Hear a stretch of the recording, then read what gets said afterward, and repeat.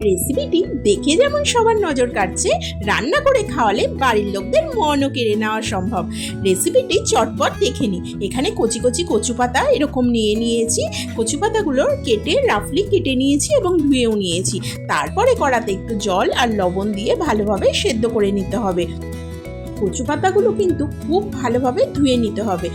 দেখুন কচু পাতাগুলো একদম সিদ্ধ হয়ে গেছে। এবার একটা চাটনির মধ্যে দিয়ে এর সমস্ত জল আমি ছেঁকে নেব। এরকম ঠেসে ঠেসে সমস্ত জলের বার করে একদম শুকনো করে রেখে দেব। তারপরে কেটে ধুয়ে রাখা চিংড়ি মাছ, এর মধ্যে সামান্য লবণ এবং সামান্য হলুদ গুঁড়ো মিশিয়ে এটিকে সাইড করে রেখে দেব। এইভাবে রেসিপিটি বাড়িতে অবশ্যই তারপরে একটা মিক্সিং জারের মধ্যে 1 চামচ পোস্ত, 1 চামচ সর্ষে দিয়ে সামান্য একটু ঘুরিয়ে নেব। প্রথমে শুকনো করে এটা ঘুরিয়ে নিতে হবে, তাহলে পেস্টটা কিন্তু খুব মিহি হয়। তারপরে একটু লবণ এবং কয়েকটি কাঁচা লঙ্কা দিয়ে এবং জল দিয়ে একটা স্মুথ পেস্ট তৈরি করে নেব। কড়াইতে সামান্য সর্ষের তেল গরম করে তার মধ্যে একে একে চিংড়ি মাছগুলো দিয়ে ভেজে নিতে হবে। আচ্ছা, পোস্ত আর সর্ষে বাটার সময় আমি কেন লবণ অ্যাড করলাম? কারণ লবণ দিয়ে পোস্ত আর সর্ষে বাটলে সর্ষেটা একদমই তিতো হবে না, ওই জন্য একটু লবণ দিয়ে বেটে নিলাম। তারপরে দেখুন চিংড়ি মাছগুলো পুরো ভাজা হয়ে গিয়েছে। এবারে আমি তুলে নেব। ওই তেলের মধ্যে শুকনো লঙ্কা আর কালো জিরে ফোড়নে দিয়ে দিলাম, আর দিয়ে দেবো সামান্য একটু পেঁয়াজ কুচি। পেঁয়াজ কুচিটা দিয়ে ভালোভাবে একটু লাল লাল করে ভেজে নিতে হবে। তারপরে দিয়ে দিলাম রসুন বাটা। রসুন বাটাটা দিয়েও ভালোভাবে তেলের মধ্যে কষিয়ে নিতে হবে। সমস্ত মশলা কষানো হয়ে গেলে তার মধ্যে রেগুলার মশলাগুলো দিয়ে দেবো। 1/2 চামচ জিরে গুঁড়ো, 1/2 চামচ ধনে গুঁড়ো। আপনারা যারা খুব ঝাল খেতে পছন্দ করেন এই সময় সামান্য একটু লঙ্কার গুঁড়োও অ্যাড করতে পারেন।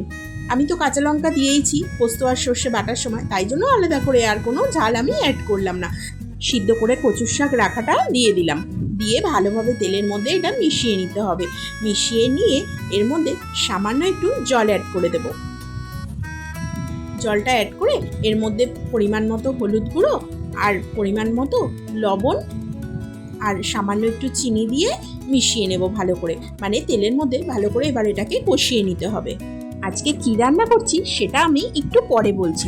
এরকমভাবে নেড়ে চেড়ে ভালোভাবে কষিয়ে এরকম শুকনো হয়ে গেলে বুঝে নিতে হবে একদম কষানো হয়ে গিয়েছে। তারপরে দিয়ে দেবো সামান্য আবার একটু জলটা দিয়ে কচুর শাকটা ভালোভাবে মিশিয়ে নিতে হবে এবং বেশ খানিকটা সময় নিয়ে ফুটিয়ে নিতে হবে।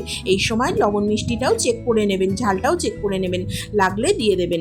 তারপরে দেখুন একদম নামাবার আগে সর্ষে আর পোস্ত বাটাটা দিয়ে আর একটু ভালো করে মিশিয়ে নিলাম। এর সাথে মিশিয়ে দেখুন তেল ছেড়ে এলে এইভাবে বুঝে নিতে হবে রান্নাটা একদম পারফেক্টলি রেডি হয়ে গিয়েছে। আজকের রেসিপি হলো কচু পাতায় চিংড়ি, একদম ভাইরাল রেসিপি। তারপরে ভেজে রাখা চিংড়ি মাছটাও দিয়ে দিলাম, দিয়ে ভালোভাবে মিশিয়ে একটু শুকনো করে নিতে হবে। আমার এরকম রেসিপি যদি আপনাদের ভালো লাগে একটা সাবস্ক্রাইব করতে কিন্তু অবশ্যই ভুলবেন না। তারপরে গরম মশলা ছিটিয়ে একটু ঢেকে রেখে ঠান্ডা হলে গরম গরম ভাতের সাথে সার্ভ করে রেডি হয়ে গেল কচু পাতায় চিংড়ি।